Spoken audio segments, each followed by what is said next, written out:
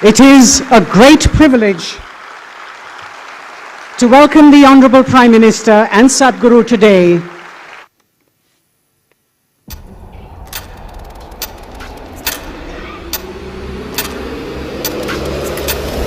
What we are facing now is soil extinction. In most countries, more than 50% of the topsoil is already gone.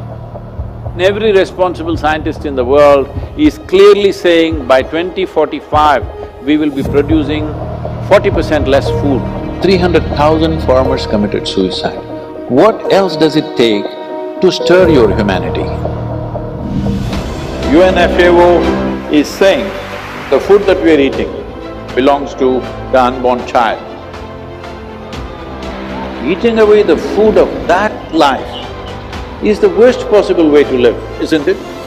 It is agreed by all scientific communities, minimum 3% organic content is essential to keep the organisms fed in the soil. So this is what we must aim at, an incentive-based policy where if you get the land to 3% organic content, you will get a certain amount of incentive.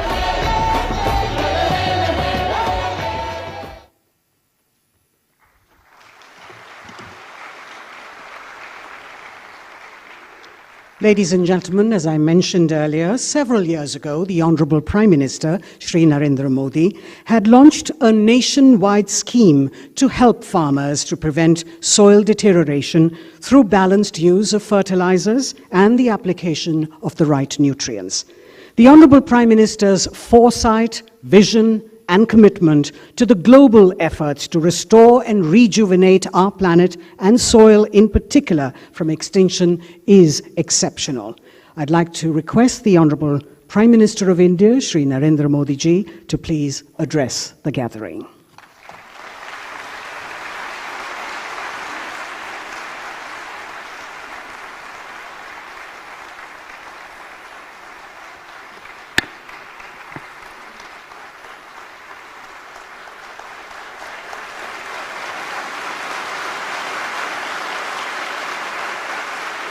नमस्कार।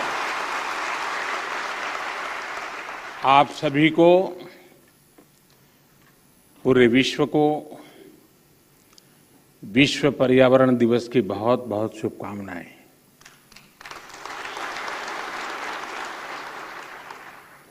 सद्गुरु और Isha foundation भी आज बधाई के पात्र हैं।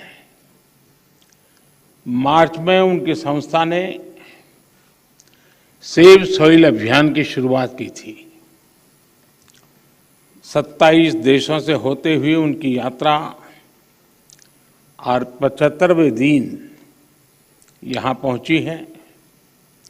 आज जब देश अपनी आजादी के 75वें वर्ष का पर्व मना रहा है, इस अमृत काल में नए संकल्प ले रहा है, तो इस तरह के जन अभियान बहुत अहम हो जाते हैं।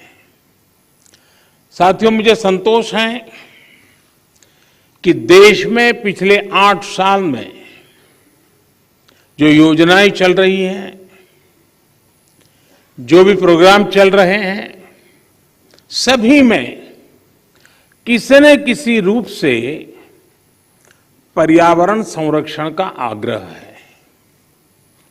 स्वच्छ भारत मिशन हो या वेस्ट टू वेल्थ से जुड़े कार्यक्रम,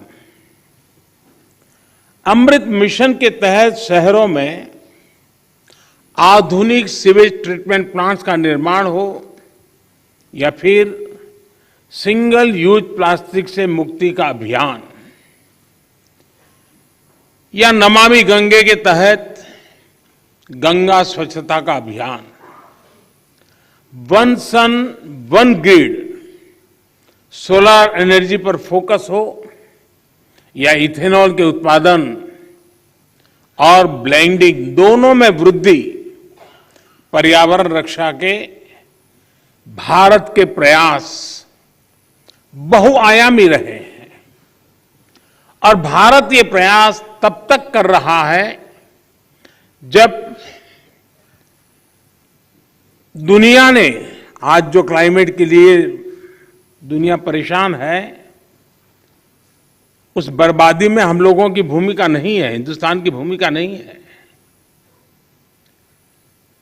विश्व के बड़े और आधुनिक देश न केवल धरती के ज्यादा से ज्यादा संसाधन का दोहन कर रहे हैं, बल्कि सबसे ज्यादा कार्बन एमिशन भी उन्हीं के खाते में जाता है।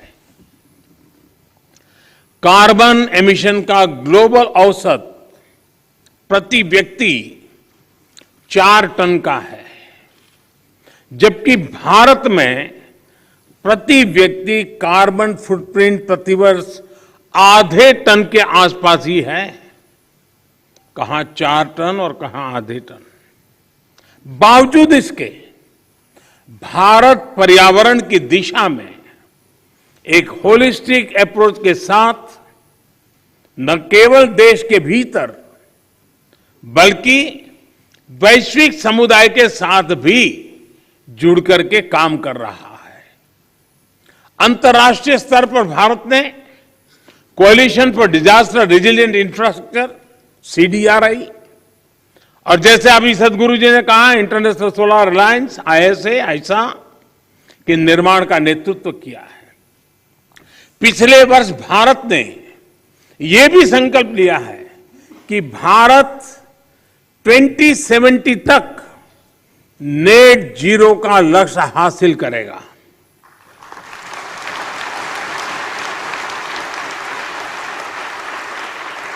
साथियों, मिट्टी या ये भूमि हमारे लिए पंच तत्वों में से एक है। हम माटी को गर्व के साथ अपने माथे से लगाते हैं। इसी में गिरते हुए खेलते हुए हम बड़े होते हैं। माटी के सम्मान में कोई कमी नहीं है। माटी की अहमियत को समझने में कोई कमी नहीं है। कमी इस बात को स्वीकारने में है कि मानव जाति जो कर रही है उससे मिट्टी को कितना नुकसान हो रहा है, उसकी समझ का एक गैप रह गया है। और अभी सदगुरु जी कह रहे थे कि सबको पता है समस्या क्या है। हम लोग जब छोटे थे तो सिलेबस में किताब में एक पाठ्यक्रम के में एक पाठ पढ़ाया जाता था। गुजराती में मैंने पढ़ा है, बाकियों ने अपनी भाषा में पढ़ा हो शायद। कहीं रास्ते पर एक पत्थर पड़ा था, लोग जा रहे थे, कोई गुस्सा कर रहा था, कोई उस पर लात मार देता था। सब कहते थे देखिए किसने पत्थर रखा, कहाँ से पत्थर आया, देख समझते नहीं वगैरह। लेकिन कोई उसको उठा करके साइड में नहीं रखता था। एक सज्जन निकले, उनको लगा कि चलो भाई सदगुरु जैसा कोई आ गया होगा।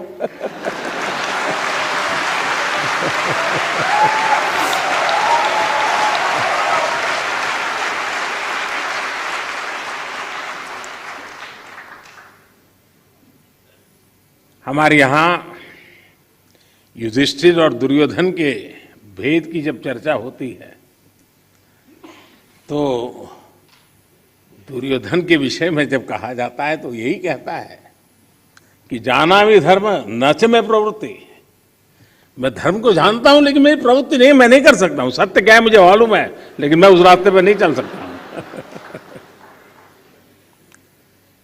तो समाज में जब ऐसी प्रवृत्ति बढ़ जाती है तो ऐसा संकट आता है तो एक सामूहिक अभियान से समस्याओं के समाधान के लिए रास्ते खोजने होते हैं। मुझे खुशी है कि बीते 8 वर्षों में देश ने मिट्टी को जीवंत बनाए रखने के लिए निरंतर काम किया है। मिट्टी को बचाने के लिए हमने 5 प्रमुख बातों पर फोकस किया है। पहला, मिट्टी को केमिकल फ्री कैसे बनाएं। दूसरा, मिट्टी में जो जीव रहते हैं जिन्हें तकनीकी भाषा में आप लोग सॉइल ऑर्गेनिक मैटर कहते हैं, उन्हें कैसे बचाएं। और तीसरा, मिट्टी की नमी को कैसे बनाए रखे, उस तक जल की उपलब्धता कैसे बढ़ाएं।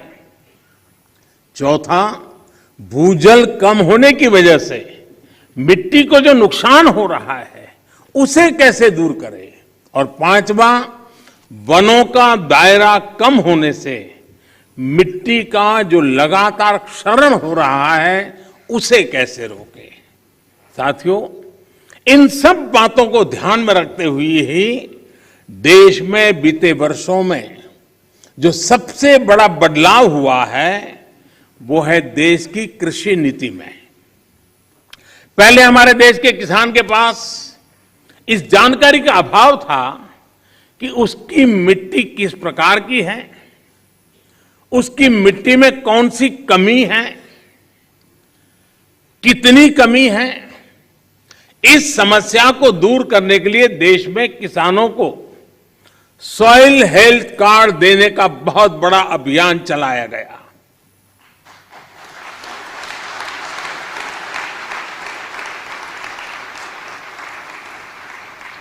अगर हम किसी को मनुष्य को हेल्थ कार्ड दें ना, तो भी अखबार में हेडलाइन बन जाएगी कि मोदी सरकार ने कुछ अच्छा काम किया।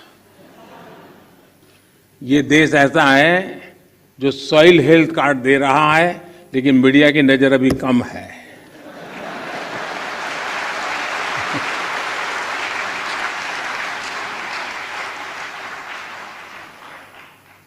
पूरे देश में 22 करोड़ से ज्यादा सॉइल हेल्थ कार्ड किसानों को दिए गए।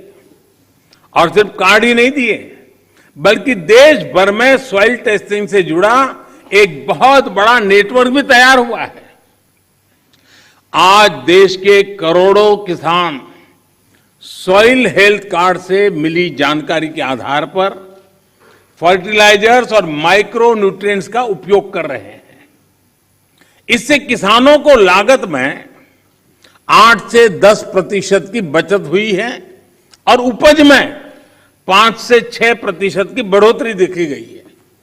यानी जब मिट्टी स्वस्थ हो रही है, तो उत्पाद भी बढ़ रहा है। मिट्टी को लाभ पहुंचाने में यूरिया की 100% नीम कोटिंग ने भी बहुत फायदा पहुंचाया है। माइक्रो इरिगेशन को बढ़ावा देने की वजह से, अटल भू योजना की वजह से देश के अनेक राज्यों में मिट्टी की सेहत भी संभल रही है। कभी कभी कुछ चीजें, अब मान लीजिए कोई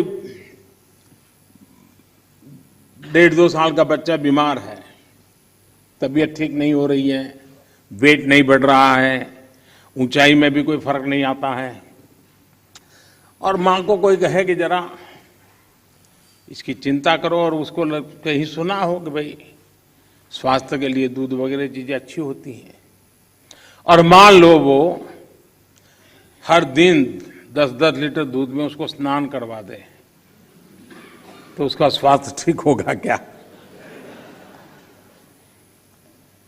लेकिन अगर कोई समझदार मां एक चम्मच थोड़ा सा दूध उसको पिलाती जाए, दिन में 2 बार, 5 बार, 7 बार, एक चम्मच, तो धीरे धीरे फर्क नजर आएगा। ये फसल का भी ऐसा ही है, पूरा पानी भर करके फसल को डुबो तो जैसे फसल अच्छी होती है, ऐसा नहीं है। बूंद बूंद पानी पिलाया जाए तो फसल ज्यादा अच्छी होती है। पर ड्रॉप मोर क्रॉप।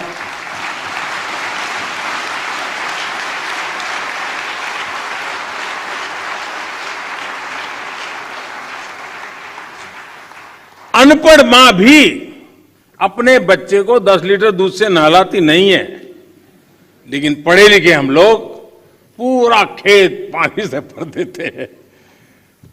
खैर, इन सारी चीजों में बदलाव लाने के लिए कोशिश करते रहना है। हम कैच द रेन जैसे अभियानों के माध्यम से जल संरक्षण से देश के जन जन को जोड़ने का प्रयास कर रहे हैं। इस साल मार्च में ही देश में 13 बड़ी नदियों के संरक्षण का अभियान भी शुरू हुआ है। इसमें पानी के प्रदूषण कम करने के साथ साथ नदियों के किनारे वन लगाने का भी काम किया जा रहा है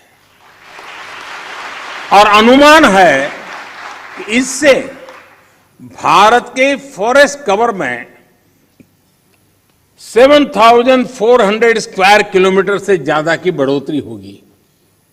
बीते 8 वर्षों में भारत ने अपना जो फॉरेस्ट कवर 20,000 स्क्वायर किलोमीटर से ज्यादा बढ़ाया है, उसमें ये और मदद करेगा।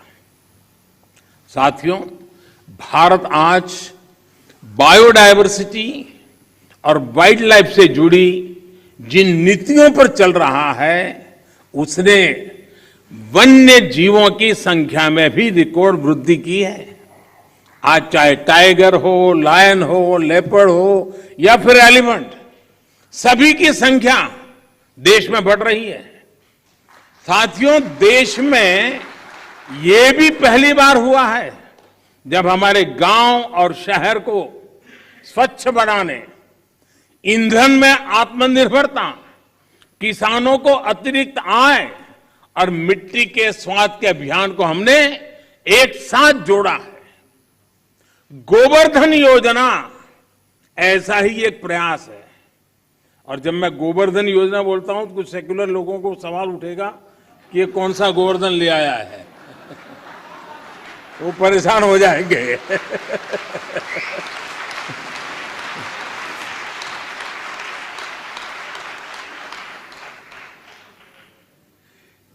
इस गोवर्धन योजना के तहत बायोगैस प्लांट्स गोबर और खेती से निकलने वाले अन्य कचरे को ऊर्जा में बदला जा रहा है।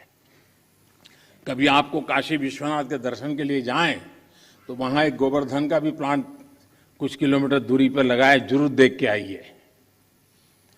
इससे जो जैविक खाद बनती है वो खेतों में काम आ रही है।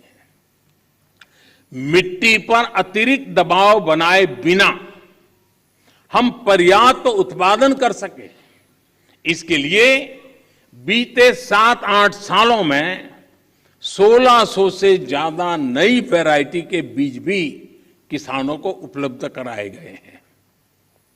साथियों, नेचुरल फार्मिंग में भी हमारी आज की चुनौतियों के लिए एक बहुत बड़ा समाधान है। इस साल के बजट में हमने तय किया है कि गंगा के किनारे बसे गांवों में नेचुरल फार्मिंग को प्रोत्साहित करेंगे। नेचुरल फार्मिंग का एक विशाल कॉरिडोर बनाएंगे। हमारे देश में इंडस्ट्रियल कॉरिडोर हमने सुना है, डिफेंस कॉरिडोर हमने सुना है। हमने एक नया प्रारंभ किया है गंगा के तट पर एग्रीकल्चर कॉरिडोर का, नेचुरल फार्मिंग का। इससे हमारे खेत तो केमिकल फ्री होंगे ही, नमामि गंगे अभियान को भी नया बल मिलेगा। भारत वर्ष 2030 तक 26 मिलियन हेक्टेयर बंजर जमीन को रिस्टोर करने के लक्ष्य पर भी काम कर रहा है।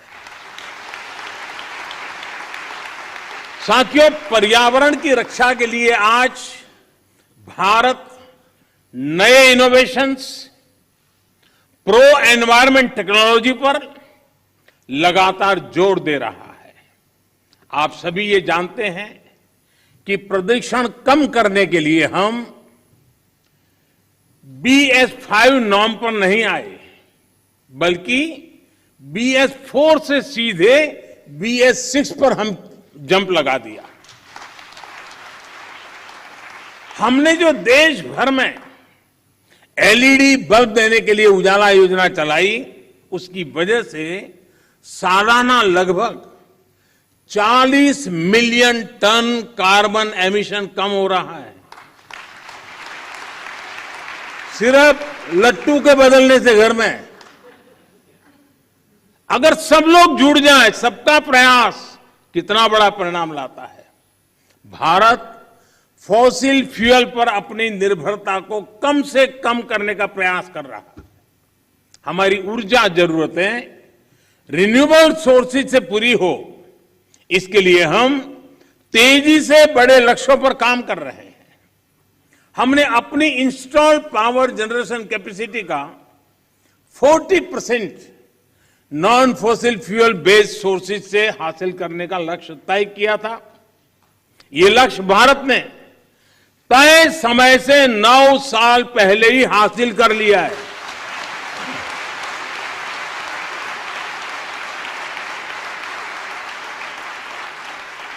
आज हमारी सोलर एनर्जी कैपेसिटी करीब 18 गुना बढ़ चुकी है।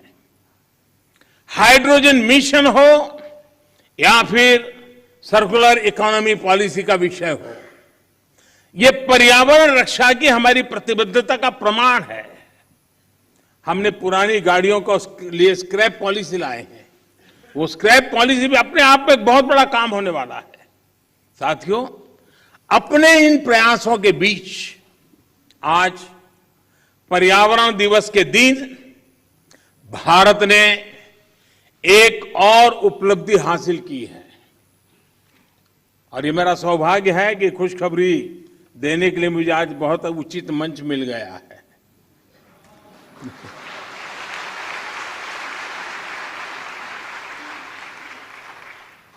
भारत की परंपरा रही है कि जो यात्रा करके आता है उसको छूते हैं तो आधा पुण्य आपको मिल जाता है।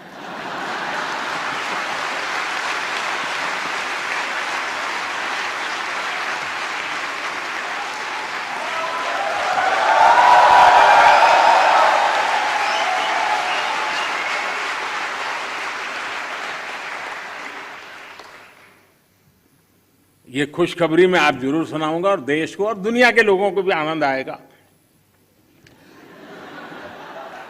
हाँ, कुछ लोग आनंद ही ले सकते हैं।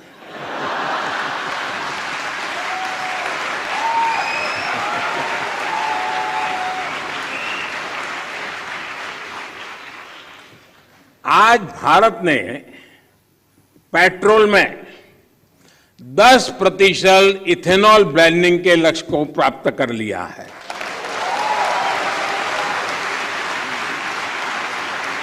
आपको ये जानकर भी गर्व की अनुभूति होगी कि भारत इस लक्ष्य पर तय समय से 5 महीने पहले पहुंच गया है।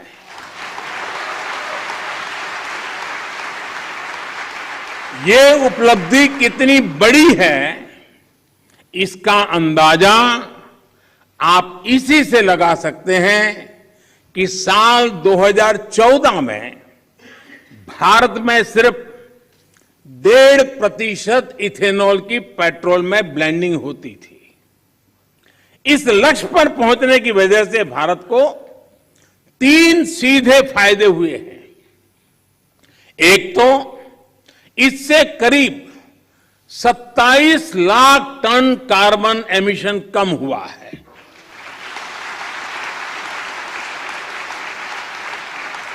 दूसरा, भारत को 41,000 करोड़ रुपए से ज्यादा की विदेशी मुद्रा की बचत हुई है। और तीसरा महत्वपूर्ण फायदा, ये देश के किसानों को इथेनॉल ब्लेंडिंग बढ़ने की वजह से 8 वर्षों में 40,000 करोड़ रुपए से भी ज्यादा आय हुई है।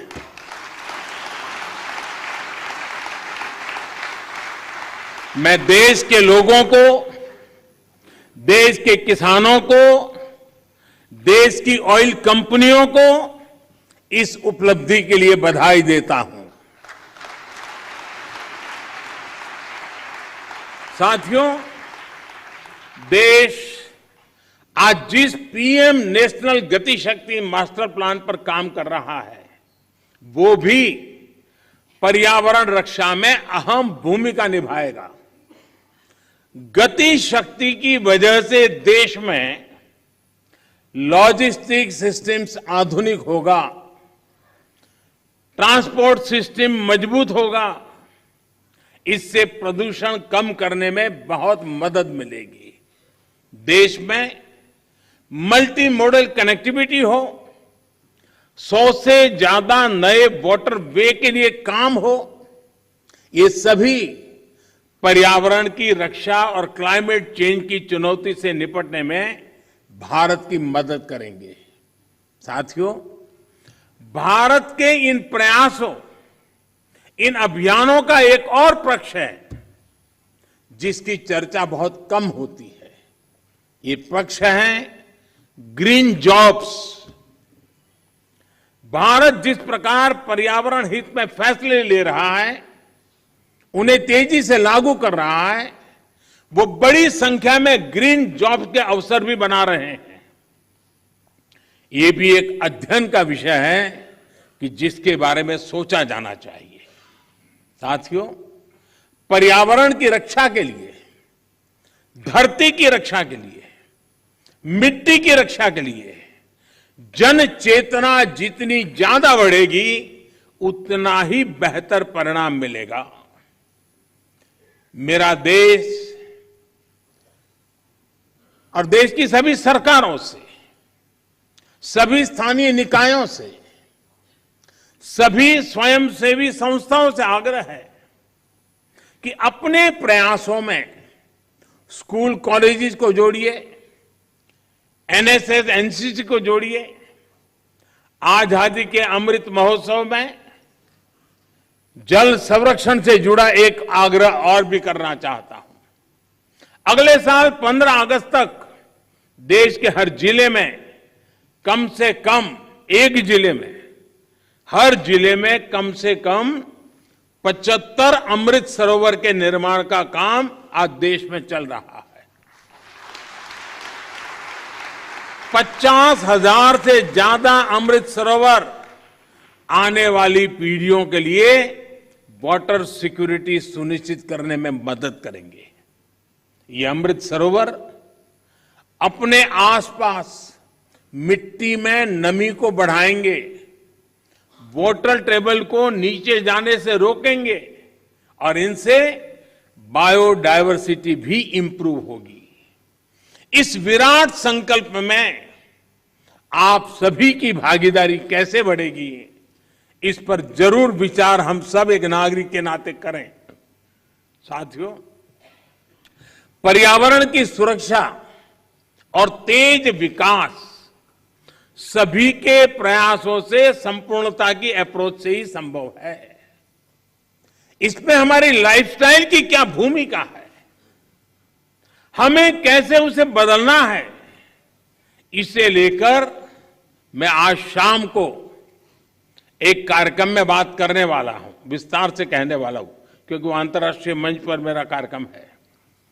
Lifestyle for the environment, mission life. इस शताब्दी की तस्वीर, इस शताब्दी में धरती का भाग्य बदलने वाला एक मिशन का आरंभ। ये P3 यानी प्रो प्लेनेट पीपल मूवमेंट होगा। आज शाम को लाइफस्टाइल फॉर द एनवायरमेंट के ग्लोबल कॉल फॉर एक्शन का लॉन्च हो रहा है। मेरा आग्रह है कि पर्यावरण की रक्षा के लिए सचेत हर व्यक्ति को इससे जरूर जुड़ना चाहिए, वरना हम एसी भी चलाएंगे और रजाई भी ओढ़ेंगे और फिर पर्यावरण के सेमिनार में बढ़िया भाषण भी देंगे। साथियों, आप सभी मानवता की बहुत बड़ी सेवा कर रहे हैं। आपको सिद्धि मिले। सदगुरु जी ने जो लंबी ये यानी मेहनत वाली यात्रा है, बाइक पे, वैसे उनका बचपन से शौक रहा है ये, लेकिन फिर भी काम बड़ा कठिन होता है। क्योंकि मैं कभी यात्राओं को ऑर्गेनाइज करता रहता था और मैं कहता था मेरी पार्टी में कि एक यात्रा को चलाना मतलब 5-10 साल उम्र कम कर देना, इतनी मेहनत पड़ती है। सदगुरु जी ने यात्रा की, अपने आप में बहुत बड़ा काम किया है। और मुझे पक्का विश्वास है कि दुनिया को मिट्टी के प्रति स्नेह तो पैदा हुआ ही होगा, लेकिन भारत की मिट्टी की ताकत का भी परिचय मिला होगा।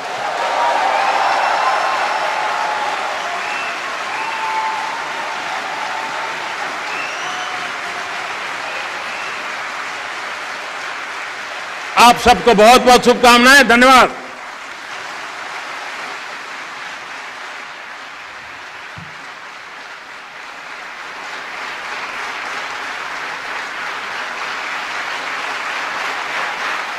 Thank you, Prime Minister, sir. Thank you, Prime Minister, sir, for your words of wholehearted support, encouragement and guidance. As we conclude, may I request Sadhguru to please give thanks. Well, because the Prime Minister is on stage, I've been trying to deliver a serious talk, but he's stealing the stage with all his humor. So, whether we want to ensure food security for the nation, enhance farmers' income, enhance biodiversity, bring back aliveness into our soil, safe soil is very important. We beseech the Prime Minister to take dynamic steps in this direction. He's already narrated many things. We are willing to work with the required ministries to take this ahead. Thank you very much, sir, for being here today. Thank you, Sadhguru and Prime Minister, sir, for your vision and foresight. Please remain in your places, ladies and gentlemen, as the Prime Minister and Sadhguru leave the hall.